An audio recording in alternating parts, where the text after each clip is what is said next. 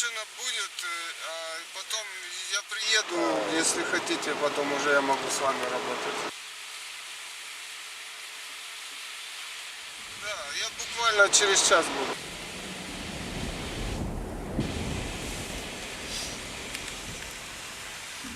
Sitting here in Krasnaya Poliana, Russia.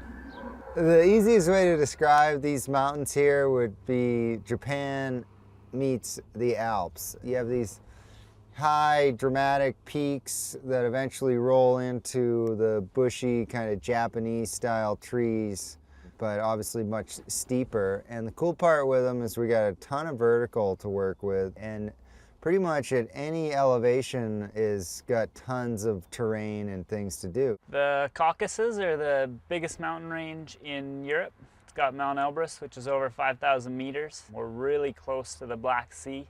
Beautiful terrain. They've got like flute, they've got cliff, and they've got everything you need to have fun. Oh man, look at that. Oh my God, dude, this is crazy. Hi.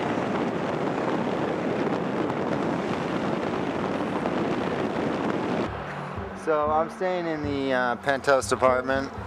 It's right up there.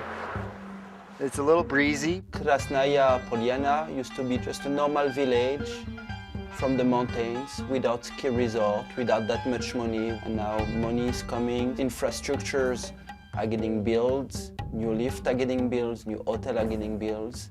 And yeah, we arrive at the good points to see how it was before, how it's gonna be in the future. You can't see here, but we're dealing with kind of farm animals in and out of our rooms and kind of scattered throughout the hotel. We definitely don't know how to order food here, so it's kind of a game of charades. This is eggs, this is tea, this is the check.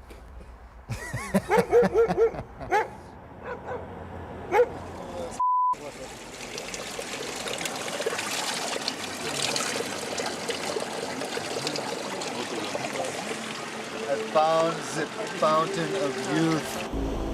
Black Sea, 1 to 2 foot, sunny, slight onshore wind. It's beautiful.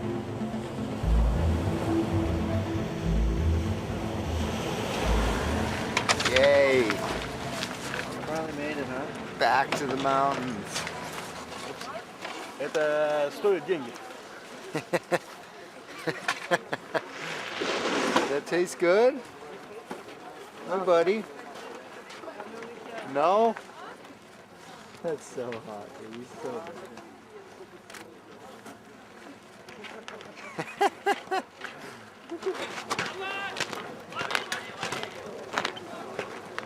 Yes!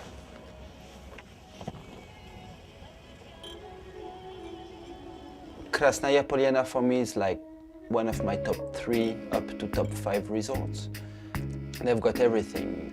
You know, that's pretty simple. You're in the bottom of the mountain, you have like 4 lifts going straight up to the top. Once you reach the top, you reach a beautiful circus. Beautiful circus. And the ski hill looks so sick when you see it. Lots of little flutes and just killer surf slashes everywhere. ready for a new town when no one knows your name.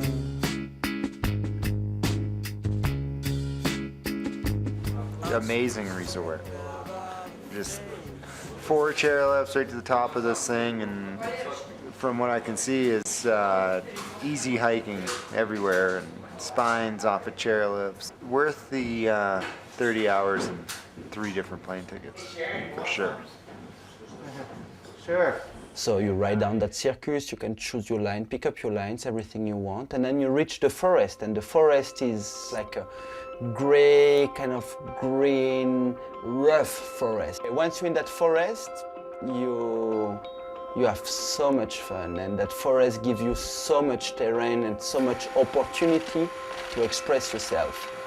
This is precious. This is my precious forest. Birds flying through. You can avoid spraying me at the bottom. That'd be great, because I gotta prepare for the slough to hit me. I don't spray you! I like you! Thanks, Jonas. You know, I like you too, you know? And I will compare it, that forest, as the Russian people. As the first look, Russian people looks really rough.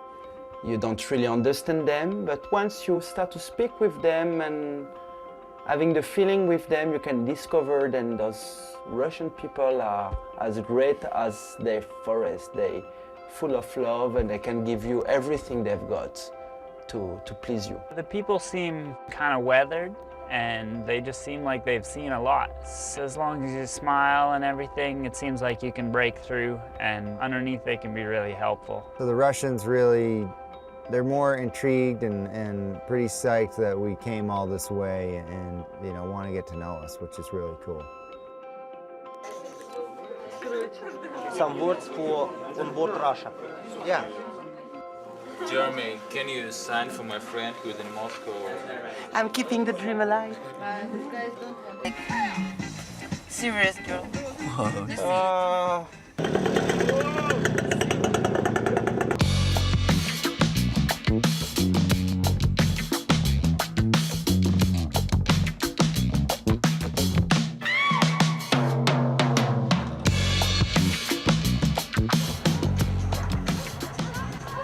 Look at these guys coming at me.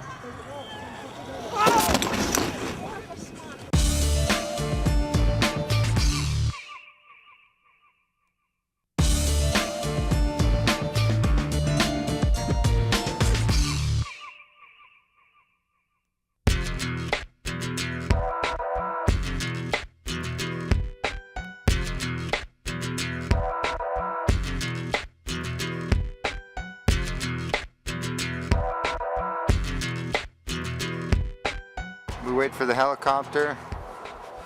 The hunt begins.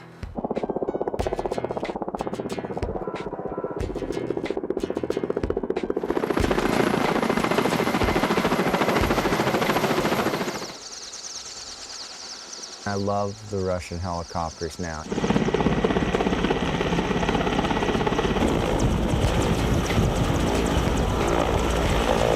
You basically just grab your board, everyone piles in, they get to the top, the doorman opens the door for you. You just jump out one after another and it's super quick.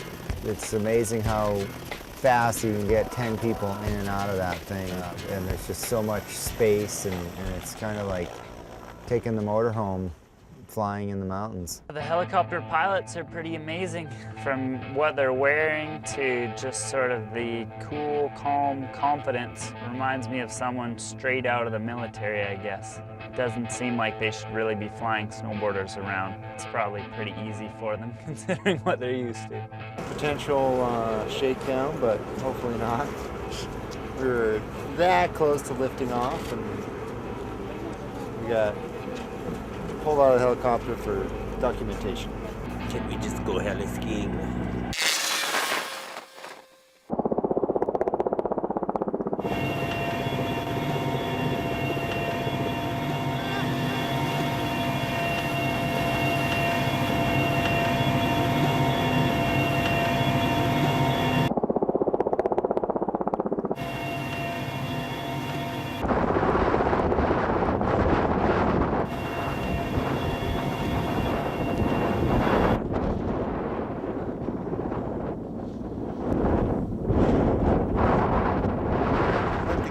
Begin.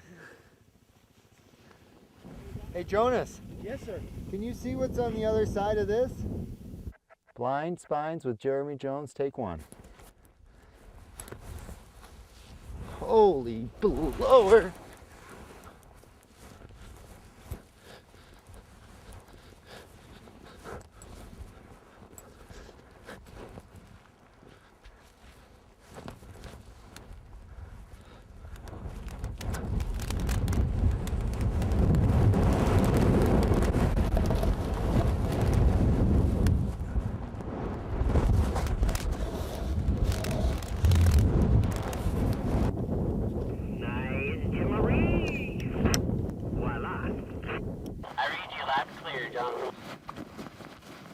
Skiers right of you.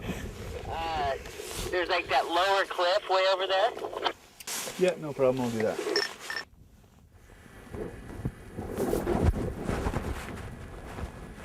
Oh, he's going big.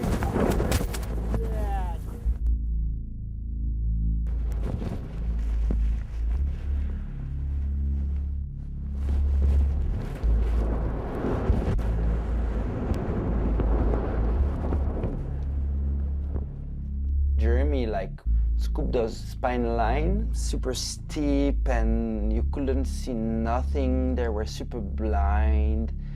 I wasn't even feeling to ride those lines, you know. We didn't have time to check them out, really, you know. And what impressed me a lot was Jeremy came straight on the top of those lines, and then, yeah, strapped his board and was like, okay, like 10-4, you know. And 3-1 dropping, and then I was like, whoa, it's dropping. Didn't even check out the line, he's all blind. Half light, half shade, and charge it, you know.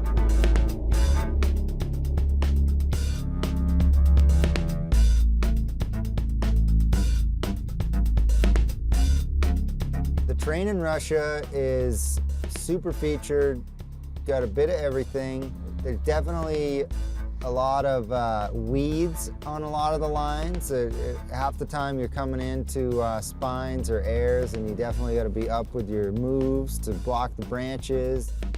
When we're out flying around, it's not our standard program where we can circle around and do all this thing. It's like you're bringing the RV, and it takes a lot to turn that helicopter, so you don't have much time to look at things, and we're basically on-sighting a lot of these things we ride. So we're riding stuff blind a lot. Once you drop a line, you forgot everything. You don't even know who you are, what you do, you're just into the action. It goes fast, it goes like quick, you've got face shots sometimes. You see the points you reach, you're trying to reach those points to access to the other points, and at the end, you're like, wow, and it went fast. That's a fast moment. But Billy Godding is another moment, which is, for me, as enjoyable as riding a line. It's that moment where everything goes slow, everything you must concentrate on every step you do. You want to be sure that your boots are sticking to the snow, then your board is sticking to the snow as well. Our guide Mark undoubtedly has so much experience being from Chamonix, and still he gets really scared when Jeremy points at stuff, just because I guess it's another level for him, which is saying a lot. As with any new guide that we work with, it's stop and going. You got to build a bond, and he's definitely pretty stressed out there watching us monkeying around the mountains and picking our lines. Small couloir the whole way. Oh no. You think you're afraid of avalanche? I am afraid for you. For me riding? For you riding. I think maybe because this rock is so... This one, yes, sure. There's too much risk. Little pepper, Yes. back over the pepper, Yes. and then in the tight couloir. For me, it's not a problem, but where the little pepper is, I see no problem with slough. Well, we have one guy here, one guy here, one guy up there. Okay, we try. And if I'm on top and I don't feel good, I don't ride. go. Of Never. course. Trying to explain to him that I have a beautiful wife at home who's pregnant. We like our lives, and we don't get on things that we don't feel 100% confident with. I think he thinks we're a little bit of loose cannons. We'll see. It's working for us so far. We like Mark a lot, and he's a big reason why we've had a couple good days. You just see a line in the mountain and you go, you know, that thing could be ridden and should be ridden, and I'm just gonna try and do that, and we'll see how it goes. So then I'm in the helicopter, and I thought we were dropping the cameraman off. Before I know it, they're yelling at me, and they're like, "Get out, dude, this is you." And I'm like, "What? What do you need?" I looked over the edge, and sure, there was a lot of exposure. I think he feel like being the best kayaker in the world, you know. He just went like class 5 kayaking style, you know. Class 5 means death.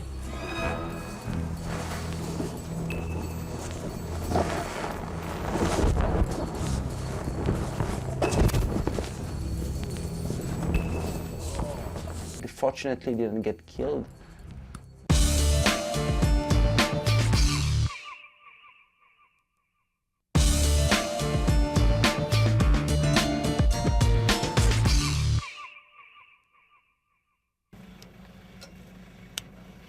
Today is Man Day, so it's a holiday for all of us men. It's something they have in Russia, they don't have in the US, but I'm gonna keep track of this day and, you know, try and celebrate it from here on out. We're with a crew of men. Every time you use a walkie-talkie, it kind of makes you feel like a man anyway. And now that we're going off in the helicopter on Man Day, I can't think of a better situation. It's a group of men out being men. You know, I shaved today because I'm a man. Ich habe Bären Hunger. Give honor to all those men in the world because we're gonna try to be brave.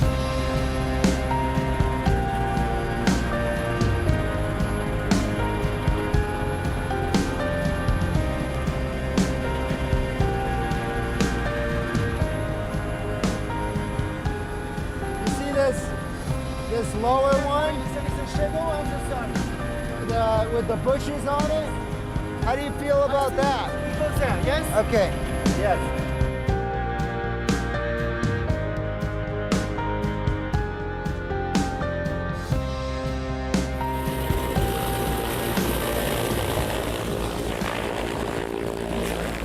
Look at the spines. You like that, Jonas? The dog leg? Yeah, I really like the jump onto the surfing the ridge and coming there.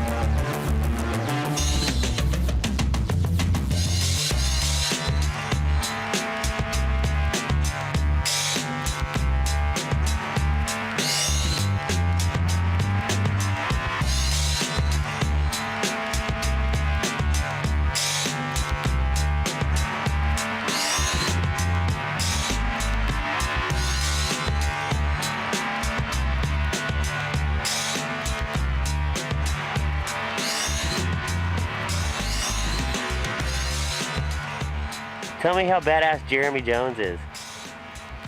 What? Tell me about Jeremy. About Jeremy? Well, Jeremy is one of the best, or even the best, freerider in the world.